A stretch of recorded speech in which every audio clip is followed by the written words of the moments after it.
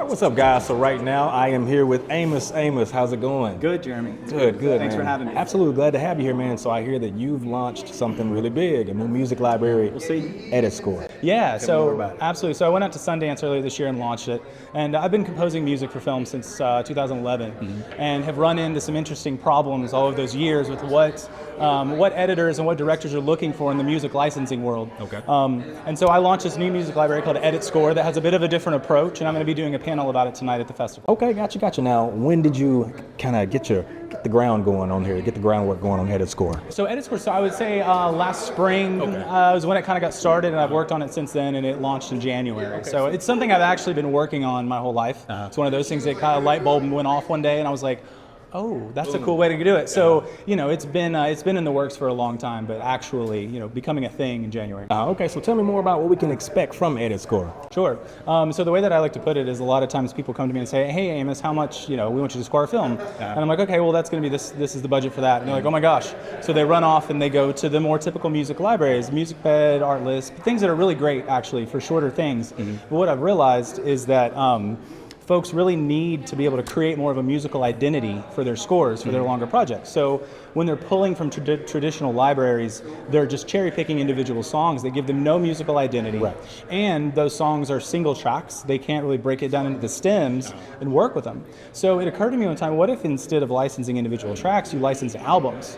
And so I've been creating albums where you have 10 to 12 tracks that all have the same musical identity, the same themes, the same motifs, the same kind of instruments playing together.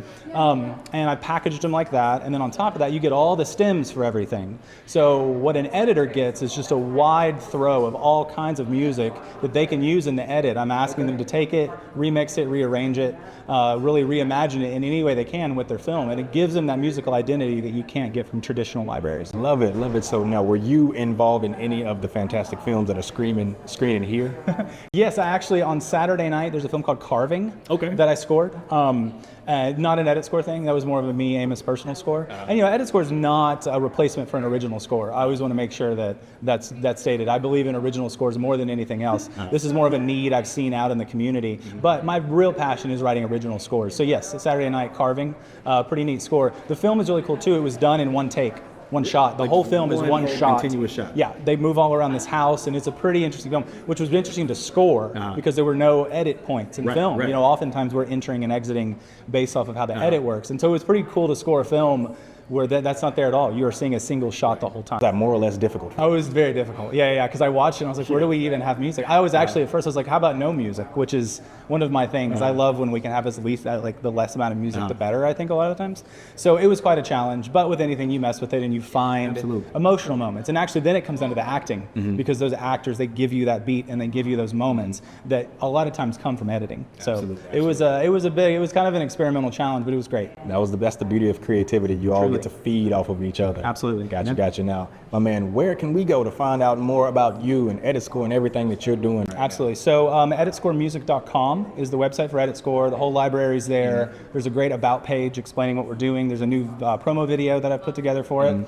And you can contact me through there, or amoscochran.com. You can see my artwork. I do a lot of art installation work, and I do live performances of my work. So there's multiple places. And out there on Instagram, just Amos Cochran. Okay, my man, multifaceted. I see. It's a lot of stuff at this point. All right, man. I appreciate you. I appreciate you, Jeremy. Thank you so much. Thank you.